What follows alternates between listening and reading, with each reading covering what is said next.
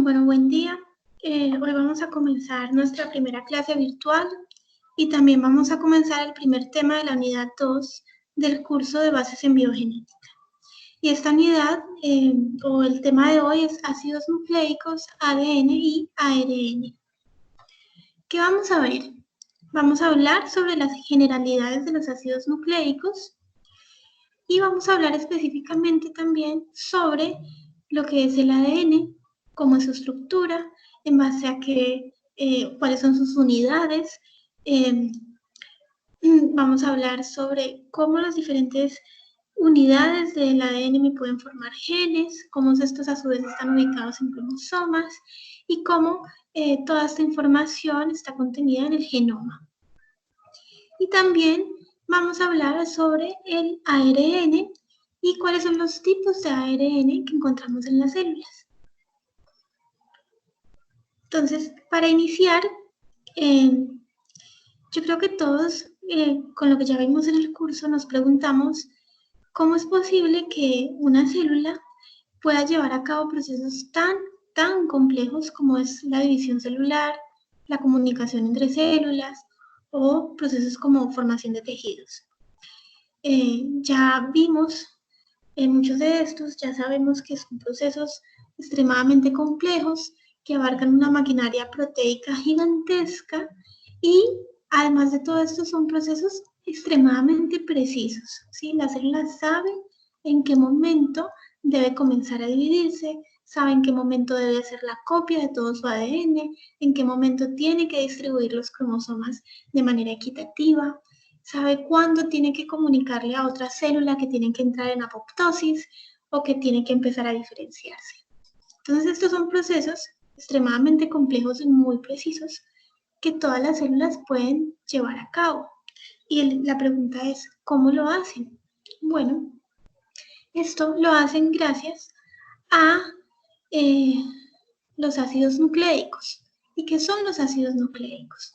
Los ácidos nucleicos son las principales moléculas de la información de las células. ¿Sí? Recordemos que hay varios tipos de biomoléculas, por ejemplo, los carbohidratos, los lípidos, las proteínas. Bueno, los ácidos nucleicos son otro tipo de biomolécula, pero son extremadamente importantes porque ellos contienen la información genética de todas las células, ¿sí? Donde está codificada toda la información y las órdenes para llevar a cabo todos esos procesos tan complejos que realiza cada célula.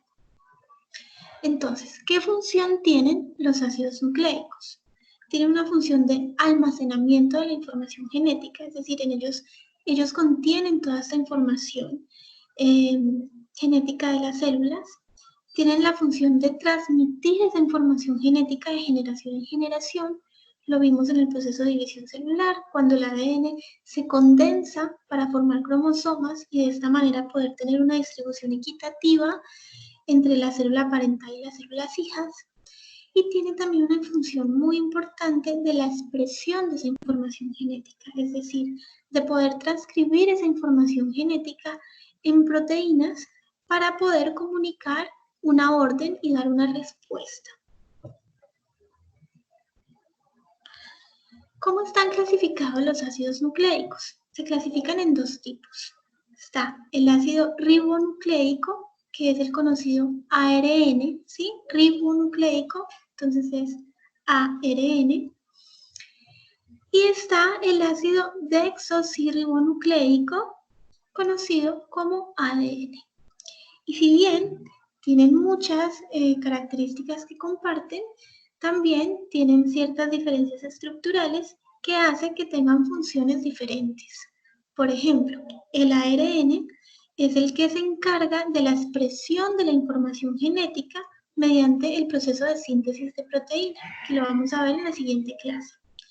Y el ADN o ácido desoxirribonucleico se encarga de almacenar esa información genética en las células y de transmitirlo de generación en generación, como ya lo vimos en el proceso de división celular. Ahora, ¿qué tienen en común el ADN y el ARN? Bueno, ambos son compuestos quinarios, es decir, están compuestos de 5 elementos. ¿Y cuáles son? Carbono, hidrógeno, oxígeno, nitrógeno y fósforo. Y además, ambas moléculas están constituidas por unidades llamadas nucleótidos, ¿sí? Entonces, fíjense que esta es mi molécula de ARN, esta es mi molécula de ADN, tiene algunas diferencias que ya las vamos a señalar más adelante, pero en general están compuestos por estos 5 elementos y por nucleótidos, que son los que están indicados en colorcitos. Y son conocidos como adenina, timina, citosina, guanina y uracilo. No se preocupen mucho ahora porque ya más adelante vamos a definir cada uno. Ahora, ¿qué es un nucleótido? Bueno, un nucleótido es una unidad conformada por un grupo fosfato. Fíjense en la imagen a la izquierda, no sé si pueden ver el mouse, pero les estoy señalando. Entonces está conformado por un grupo fosfato, por una base nitrogenada, como su nombre lo dice, tiene nitrógeno, ¿sí? Y algunos hidrógenos, y por un monosacárido del grupo pentosa. ¿Y qué es un monosacárido? Ya todos sabemos que un monosacárido es un azúcar. Y cuando decimos que es de tipo pentosa, nos estamos refiriendo a que tiene 5 carbonos. Entonces, presten atención en cómo se hace la enumeración de estos carbonos, que más adelante lo vamos a considerar. Tenemos una base nitrogenada y el carbono a que está unido esta base nitrogenada es el carbono 1, el siguiente es el carbono 2, 3, 4 y 5. ¿Está bien? Ahora, cuando nosotros tenemos la base junto a la pentosa, hablamos que tenemos nucleócido. ¿Sí? Esto es un nucleócido, una pentosa más una base. Pero cuando este nucleócido se une a un fosfato, ya estamos hablando de lo que es un nucleótido. Entonces, si yo les pregunto por la estructura de un nucleótido, la respuesta correcta sería que está conformado por un grupo fosfato, un monosacárido del grupo de las pentosas y una base nitrogenada. Ahora, algo que es muy importante que tengan en cuenta es que los nucleótidos se pueden también encontrar en otras moléculas que no son ácidos nucleicos, por ejemplo, en moléculas transportadoras de energía con enzimas, como el ATP.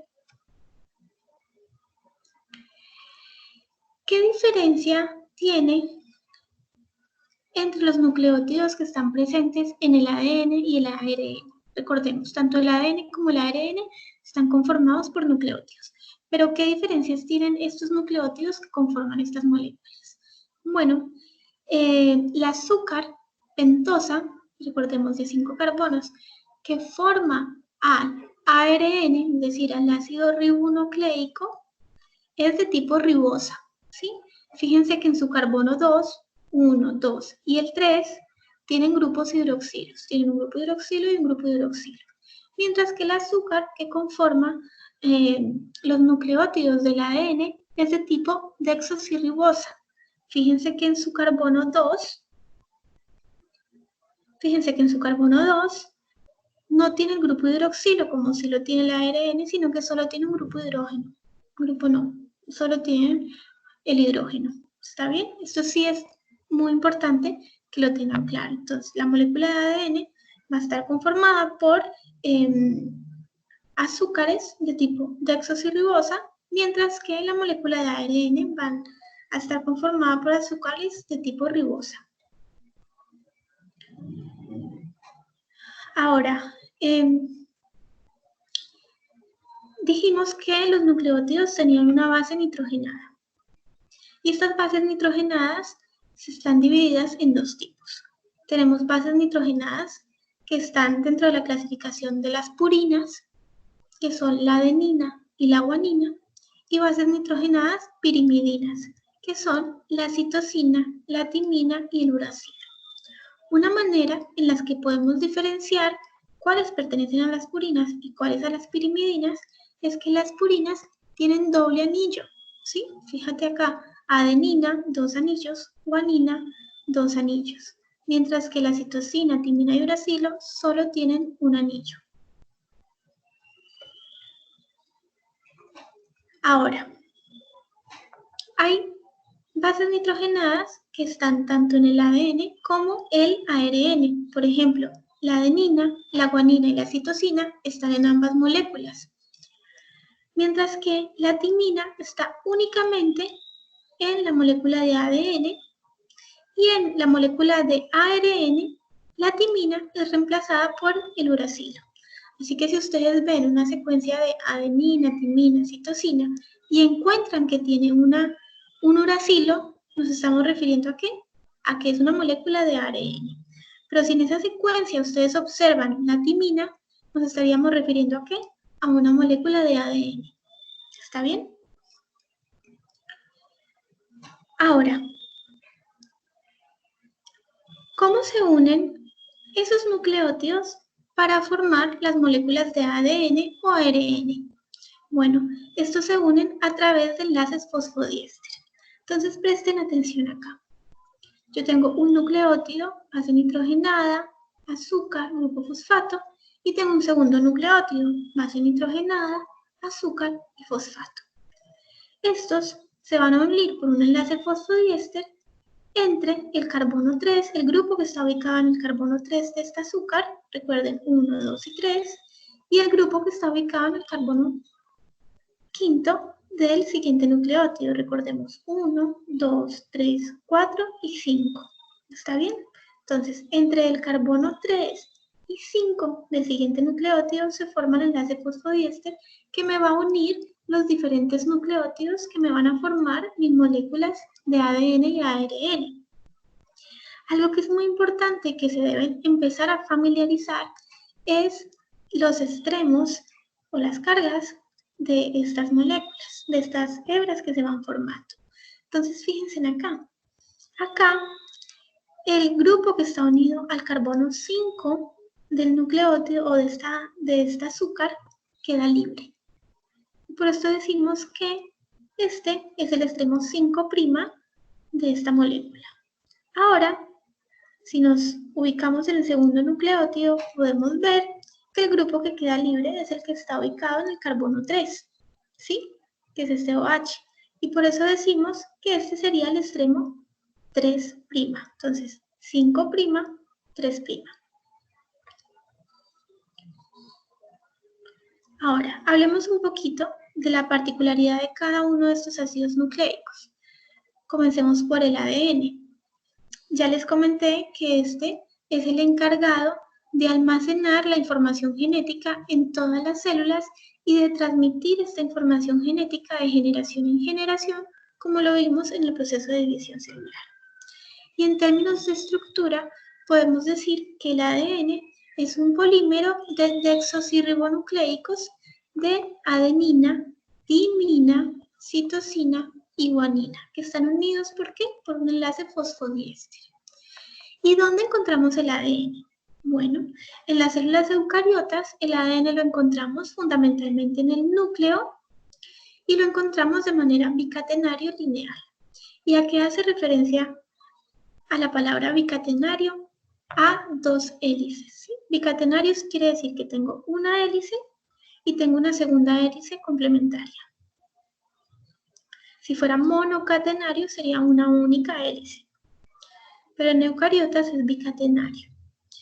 Y recuerden que también hay otros organelos que tienen ADN, como las mitocondrias, ¿está bien? Y al igual que en el ADN, que en el núcleo está es bicatenario, ¿sí? De doble hélice.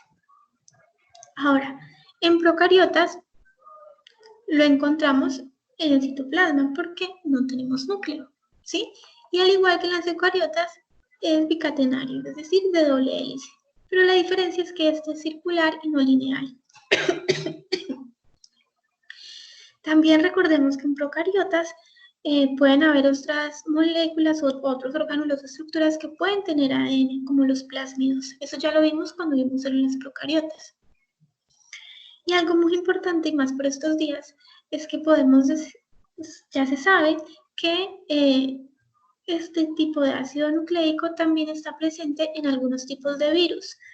Y en virus se puede encontrar tanto de manera bicatenaria, es decir, de doble hélice, o como monocatenario, quiere decir de una única hélice. Ahora, al inicio, cuando se inició todos los procesos de investigación para poder determinar cómo era la estructura del ADN, no se tenía muy claro cómo era posible que esta molécula pudiera contener tanta información. Por estudios y experimentos químicos se sabía que está conformado por nucleótidos, ¿sí? Y que eran adenina, timina, guanina y citosina. Pero no se sabía muy bien cómo era la distribución de estos nucleótidos, cómo era que se unían estos nucleótidos para formar la molécula y cómo eran sus cantidades dentro de la molécula de ADN. Y hubo un gran número de investigadores que aportaron a todo lo que sabemos hoy en día del ADN, pero hubo algunos investigadores que dieron, digámoslo de alguna manera, como unas pistas claves. Y uno de estos fue Chargaff. Él lo que hizo fue comparar el ADN de diferentes especies de mamíferos y cuantificó la proporción de estos nucleótidos en cada uno de ellos. Y él encontró que habían unas cantidades similares, casi idénticas, entre algunos nucleótidos. Por ejemplo, a modo de ejemplo, si en la molécula que está estudiando encontraba 14 adeninas, encontraba también 14 timinas. Y si encontraba 20 guaninas, contaba también 20 citosinas. ¿Sí? A esto se le llama la ley de Chargaff. Si yo tengo 10 adeninas, puedo tener también 10 timinas. Entonces, esto llegó a concluir que, que habían proporciones iguales de estos nucleótidos dentro de la molécula. Algunos investigadores decían que esto únicamente se podía dar si yo siempre tenía el mismo orden de estos nucleótidos en la molécula, es decir, siempre iba a ser adenina, timina, guanina, citosina, y seguido de adenina, timina, guanina, citosina, y seguido nuevamente de adenina, timina, guanina y citosina. Algunos investigadores pensaron que esto era muy simplista para la complejidad o la función tan inmensa que tiene la molécula de ADN y siguieron investigando porque esta explicación, digamos que no llenaba sus expectativas. Y uno de los investigadores o el par de investigadores más reconocidos por los biólogos moleculares son, por ejemplo, Watson y Crick, que todos yo creo que hemos escuchado sobre ellos. Y estos investigadores lo que hicieron es demostrar cómo era almacenada la información genética dentro de la molécula de ADN. Ellos, obviamente, tomaron las investigaciones que habían realizado un montón de colegas y empezaron a unir pistas, ¿sí? A unir resultados y a tratar de descifrar con esos resultados en realidad cómo era la estructura del ADN. Entonces, ¿ellos qué encontraron? Primero, ellos encontraron que la secuencia de las bases son complementarias y que habían más de una cadena y que estas eran antiparalelas. Entonces, fíjense en la figura de la izquierda. Yo tengo una hebra de ADN, que es esta, que va de 5' a 3'. ¿Por qué de 5'? Fíjense que el grupo que está en el carbono 5 está libre y 3', el grupo que está en el carbono 3 está libre. Y encontraron que esta hebra tenía una hebra complementaria. Entonces, si esta hebra tenía una timina, su hebra complementaria iba a tener una adenina. Si esta tenía adenina, esta iba a tener una timina. Siempre adenina se une con la timina. Encontraron que si había una guanina, esta se unía siempre con lo que es una citosina. Y lo mismo, si tengo una citosina en este lado de la hebra, en la complementaria va a tener una guanina. ¿Sí? Y encontraron que eran antiparalelas. ¿Qué quiere decir esto? Que si este es el extremo 5', el extremo de la hebra complementaria debe ser 3', antiparalela. Entonces, fíjense acá, recordemos que empezamos a contar por el carbono, donde según el grupo de la base nitrogenada, 1, 2 y 3, que está libre es el 3, y acá sería el quinto, 1, 2, 3, 4 y 5. Entonces, Fíjense muy bien en qué bases se unen con qué bases. Eso es importante porque más adelante ya lo vamos a tomar como si ya todos estudiaran o tuvieran esta información muy clara. Entonces, las hebras son dobles, el ADN está compuesto por dos hebras que son antiparalelas porque empiezan, una va de 5 a 3 y la otra va de 3 a 5. Son complementarias, ¿por qué? Porque siempre va a tener una base complementaria. Entre estas, si tengo timina voy a tener adenina y si tengo guanina voy a tener citosina. ¿Y cómo están unidas estas dos hebras? Bueno, están unidas a través de puentes de hidrógeno, ¿sí? Entre hebras se dan uniones de puentes de hidrógeno. Por sus características estructurales de sus moléculas, la adenina y la timina forman un doble enlace, mientras que la guanina y la citosina forman un triple enlace. Y ya les mencioné que la unión que se daba de estos nucleótidos dentro de cada hebra era a través de enlaces fosfodiéster. Es importante que tengan esto muy claro. Ahora, algo que también descubrieron Watson y Crick es que estas cadenas estaban enrolladas y que ese giro que daban entre ellas era en sentido de las agujas del reloj, y a este tipo de giro se le llama destrógiro, ¿sí? ¿Y a qué llevó toda esta información obtenida por el trabajo de Watson y Crick? Bueno, nos permitió conocer las propiedades y funciones de la molécula de ADN. Entonces, gracias a su conformación de doble hélice, se obtuvo que es una molécula que tiene una gran estabilidad molecular. Por ejemplo, cuando veamos el laboratorio de extracción de ADN, vamos a ver que para desnaturalizar esta molécula, es decir, para soltar o desunir las dos hebras, necesitamos temperaturas altas de 94 grados centígrados, por ejemplo, en el termociclador. También se pudo deducir pues, que esta doble hélice estaba muy relacionada con lo que es su capacidad de replicación y transmisión de esa información genética a las células hijas. Y obviamente también con su capacidad de transmitir mensajes. Lo vamos a ver en mejor detalle en la siguiente clase. Ahora, ya vimos que por el trabajo de Watson y Crick se logró determinar cómo era la estructura y también se tumbó la idea de que era, digamos, en un orden establecido, que siempre iba a ser el mismo orden en el que se iban a unir los nucleótidos. En base a los experimentos de Watson y Crick se pudo definir que el orden no era siempre el mismo, que a través de toda la molécula de ADN el orden de los nucleótidos va a variar y que según la unión que se dé entre los diferentes tipos de nucleótidos se van a formar los genes. ¿Y qué es un gen? Un gen es la unidad mínima de información que define la característica de un individuo.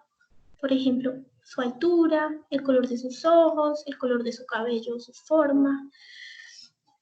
Entonces, fíjense en la figura que les estoy mostrando en esta diapositiva. En las líneas amarillas hacen referencia a mi ADN y dependiendo de la combinación en diferentes partes de esta molécula de ADN, yo voy a poder obtener diferentes genes.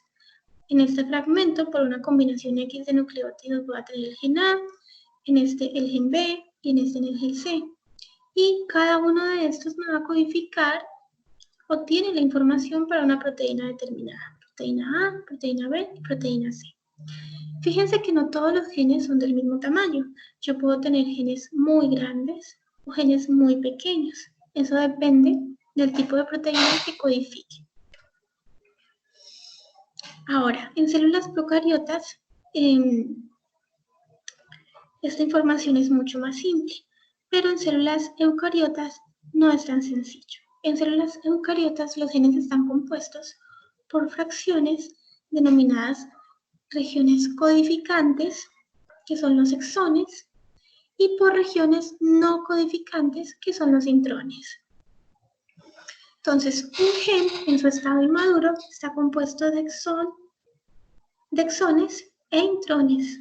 La cantidad de exones e intrones varía dependiendo del gen. Cuando el gen sufre un proceso de maduración, que lo vamos a ver en la siguiente clase, los intrones, es decir, las secuencias no codificantes, quiero que esto lo entiendan entre comillas, la información reciente dice que pueden tener información muy importante para la formación de los genes, pero bueno, lo podemos discutir en la siguiente clase. Cuando el gen o la secuencia de gen madura, yo elimino o la célula elimina los intrones, es decir, esas supuestas regiones no codificantes, y se queda con los exones. Y de esta manera es que se producen los genes. Ahora, volviendo un poco a la estructura del ADN. Nosotros podemos tener una estructura primaria, secundaria y terciaria. Y es muy parecido a lo que veíamos en proteínas. Entonces, en la estructura primaria, la secuencia de nucleótidos que forman una sola cadena o hebra. Entonces, estructura primaria es la secuencia de nucleótidos que forman una sola cadena o una sola hebra del ADN, como lo tenemos acá. Tengo mis nucleótidos formándome una única hebra. En este caso va de 5' a 3'. La estructura secundaria es la secuencia polinucleótida, poli porque de muchos nucleótidos, que se dispone en el espacio en forma de doble hélice. Aquí ya no estamos hablando de una única hebra como en la estructura primaria, sino de dos hebras que, recordemos, son complementarias, son antiparalelas y se distribuyen en una manera, digamos, helicoidal en el espacio. Y tenemos una estructura terciaria, que es la estructura en doble hélice, es una estructura de doble hélice que sufre ciertos plegamientos para formar un tercer nivel de estructura, como las proteínas. Entonces, en términos más específicos, se refiere a cómo la estructura terciaria se refiere a cómo se almacena el ADN en un espacio reducido para formar los cromosomas. ¿Sí? Entonces, recordemos cuando hablamos de división celular que el ADN se unía a ciertas proteínas que eran de tipo histona para formar los cromosomas, ¿sí? De esa manera, digamos que el ADN se podía condensar y almacenarse en cromosomas. En procariotas no tenemos este sistema donde el ADN digamos, se tenga que condensar. Recordemos que solo forma un cromosoma, digamos, circular, y que este simplemente se copia y se divide en dos células hijas. Ahora, la unión del ADN con estas proteínas tipo histona forman otra estructura que se llama nucleosoma. Y entonces, específicamente, ¿qué es el nucleosoma? Es un pequeño fragmento de ADN que gira alrededor de 8 proteínas histona. Y cada grupito de estas 8 proteínas histona más su parte de ADN enrollado me forma un nucleosoma. Y la unión de cada uno de estos nucleosomas me va a formar lo que llamamos cromatina. Y recordemos que la cromatina es la forma en que se presenta el ADN en el núcleo celular durante la interfase. Esto también lo vimos en la clase de división celular. Ahora, de acuerdo al grado de compactación que tenga la cromatina, esta se puede clasificar en eucromatina o en heterocromatina. ¿En qué se diferencia? Bueno, ya les dije en el grado de compactación. La eucromatina es menos compacta y en esta contiene la mayor parte de los genes que se van a transcribir, que se van a traducir en proteínas. Y la heterocromatina es mucho más compacta y está muy relacionada con secuencias como telómeros y centómeros, así como secuencias donde los genes, digamos, no se expresan normalmente en cada tipo celular. Entonces veámoslo mejor acá. Nosotros ya habíamos hablado un poco sobre lo que era un cromosoma y cómo era su estructura. Recordemos que el cromosoma tiene brazos, un brazo, un brazo, un brazo, un brazo, y tiene una estructura llamada centrómero, ¿sí? que lo que hace es unirme ambas cromátides. Recordemos que esta va a ser una cromátide y esta va a ser otra cromátide. Entonces sus brazos se encuentran divididos por el centrómero. Entonces yo puedo tener, dependiendo de la ubicación del centrómero, puedo tener un brazo corto o un brazo largo, o puedo tener también brazos de la misma longitud. ¿Y qué tenemos en los cromosomas? Bueno, en los cromosomas vamos a tener los genes, ¿sí? En cada uno, alrededor de toda esta estructura cromosómica van a haber un montón de genes y la ubicación de esos genes en el cromosoma se denomina locus. También tenemos regiones denominadas telómeros, que son los extremos de los cromosomas y donde encontramos la heterocromatina. Entonces, en el telómero y en el centrómero vamos a encontrar heterocromatina, es decir, regiones muy condensadas, mientras que en los brazos, principalmente donde están ubicados los genes que se codifican para proteínas, vamos a encontrar lo que es la eucromatina. Ahora, tenemos diferentes tipos de cromosomas. Tenemos cromosomas metacéntricos, en donde el centrómero está en la mitad del cromosoma y los dos brazos tienen la misma longitud. Este brazo tiene la misma longitud que este. O cromosoma submetacéntrico, la longitud de un brazo es mayor que la del otro. Por ejemplo, este es submetacéntrico, este brazo es un poco más largo que este de acá. Tenemos acrocéntricos. El centrómero está muy está muy cerca del extremo, por lo que la longitud de un brazo es mucho más corta que la del otro brazo. O incluso hay cromosomas telocéntricos, y es donde el centrómero se sitúa en el extremo del cromosoma, presentando un único brazo, como ven acá. No tengo un brazo acá, me quedo solo con un único brazo.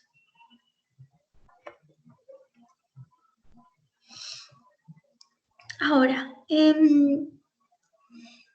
la posición de este centrómero nos ha permitido hacer una clasificación de los tipos de cromosoma que hay en diferentes especies. Acá les muestro, por ejemplo, el cariotipo en humanos, ¿sí? Recordemos que en humanos tenemos 23 pares de cromosomas. Están clasificados del 1 al 23. Y esta clasificación, para facilitar su taxonomía, se debe en base a si son metacéntricos o telocéntricos. ¿Sí? De alguna manera nos ha permitido hacer, digamos, una clasificación taxonómica de los cromosomas, y en el caso de algunas enfermedades cromosómicas, como puede ser, por ejemplo, el síndrome de Down, síndrome de Turner o síndrome de Klinefelter, poder definir cuál es el cromosoma, digamos, que se duplicó. Veamos, por ejemplo, lo que pasa en el síndrome de Down.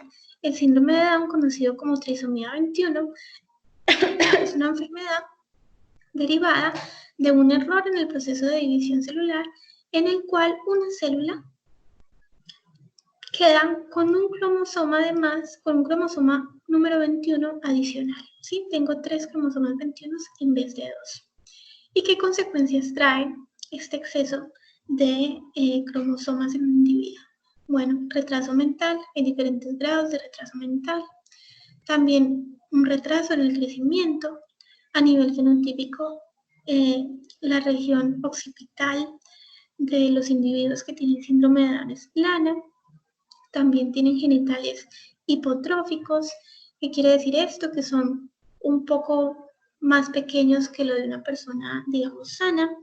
Y también tienen extremidades más cortas.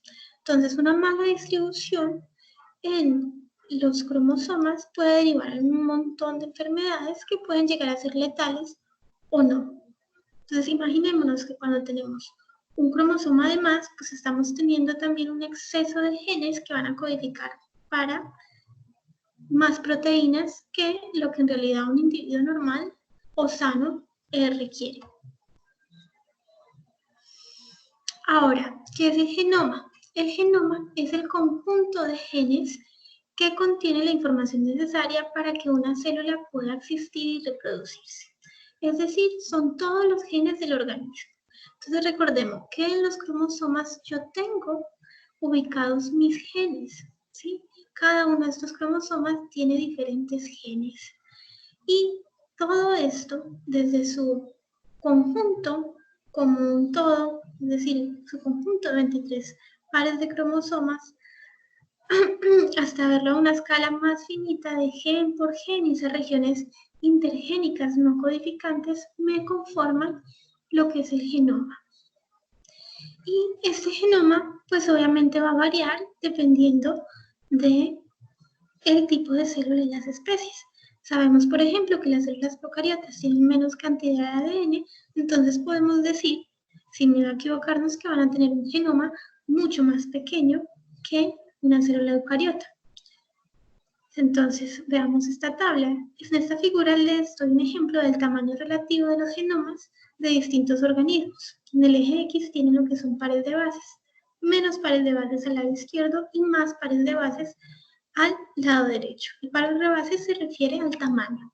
Entonces, una bacteria, que es una célula procariota, pues va a tener un genoma mucho más pequeño que lo que tiene, por ejemplo, el humano, ¿sí? Pero fíjense que también podemos tener especies que tienen genomas mucho mayores, mucho más grandes, como por ejemplo algunos anfibios o algunas especies de plantas. Ahora, retomemos el ARN. Recordemos que el ARN es un ácido nucleico encargado de la expresión de la información genética mediante la síntesis de proteína.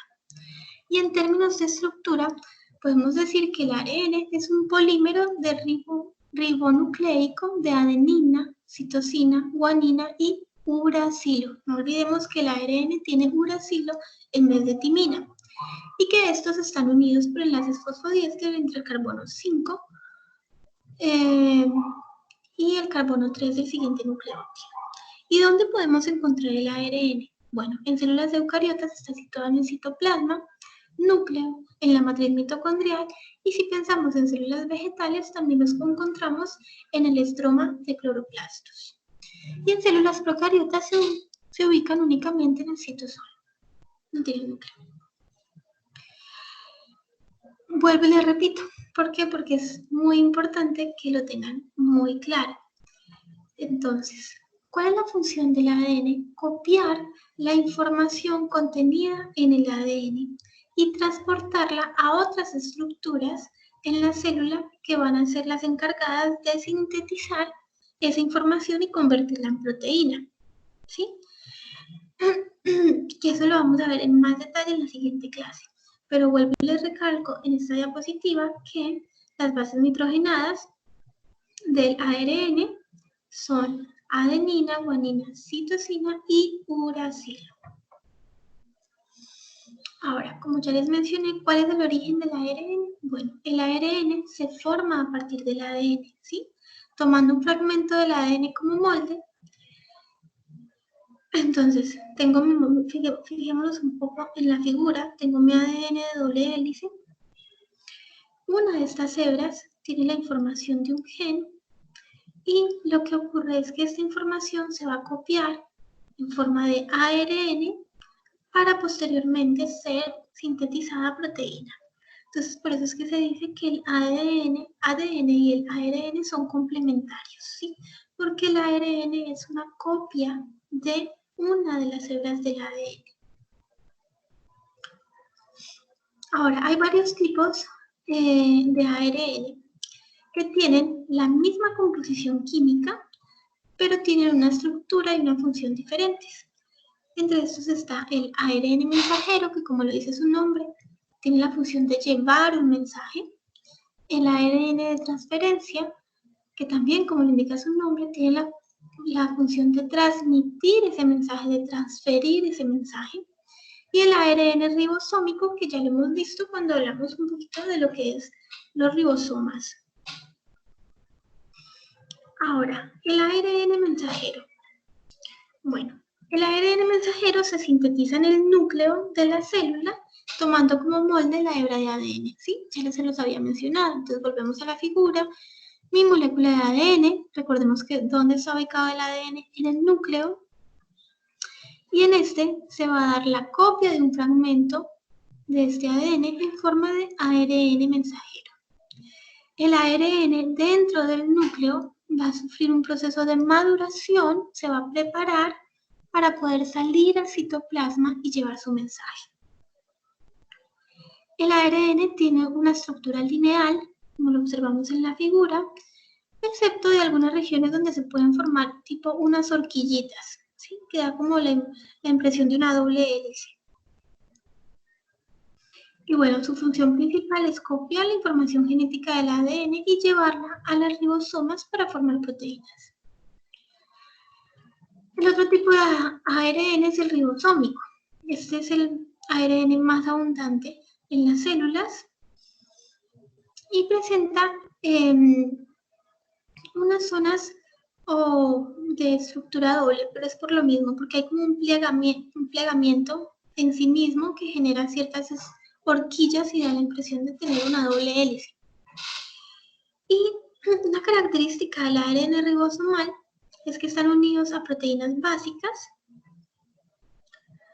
para formar lo que nosotros conocemos como ribosomas, ¿sí? Entonces, el ARN se une a proteínas ribosomales y me forman los ribosomas, que van a ser los encargados de reconocer ese ARN mensajero que tiene un mensaje y sintetizar proteínas. El otro tipo de ARN que encontramos en las células es el ARN de transferencia. Y este está formado por moléculas pequeñas cuya función es actuar como portadores de aminoácidos específicos hasta los ribosomas, ¿sí? Entonces, ¿ellos qué hacen? Ellos portan los aminoácidos a los ribosomas para ir leyendo mi ARN mensajero. Lo vamos a ver en la clase próxima. Y tiene una estructura tridimensional parecida a la hoja de un trébol. ¿Y dónde lo encontramos? Lo encontramos en el citoplasma.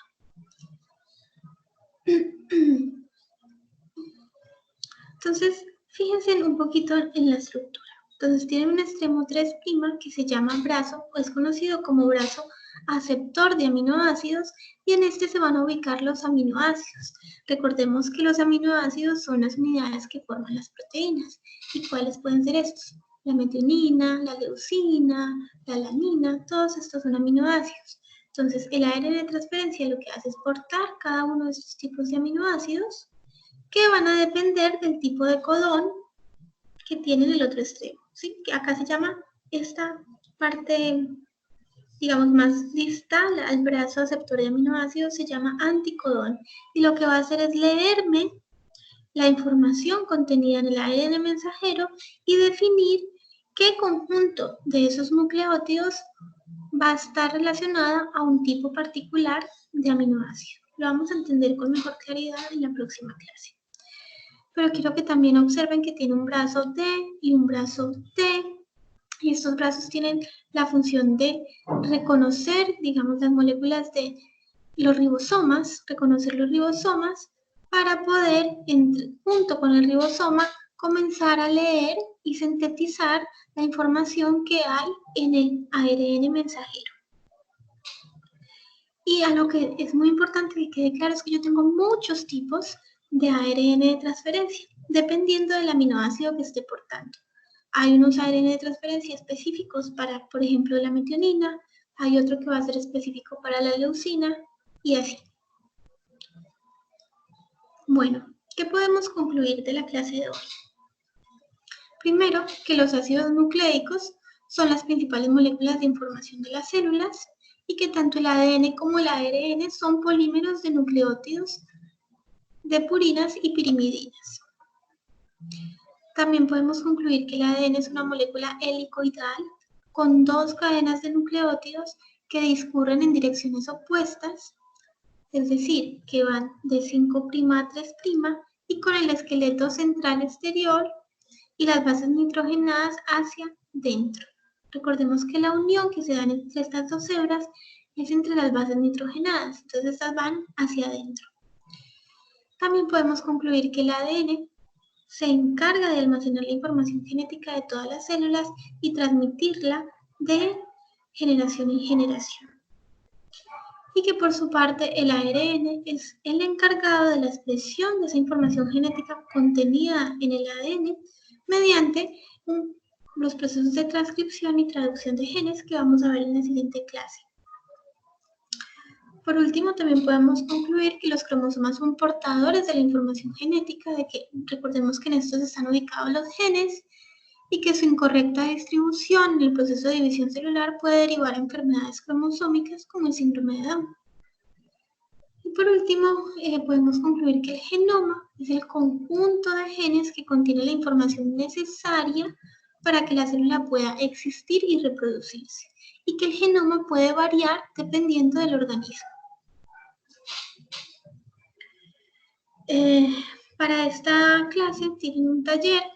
Por favor, no olviden escribir sus nombres completos. Si tienen 2 nombres y 2 apellidos, escriban ambos, el código de cada uno y especificar tanto en el archivo, en el documento que me van a enviar, como en el asunto del mensaje, el nombre del taller. En este caso sería taller de ácidos nucleicos.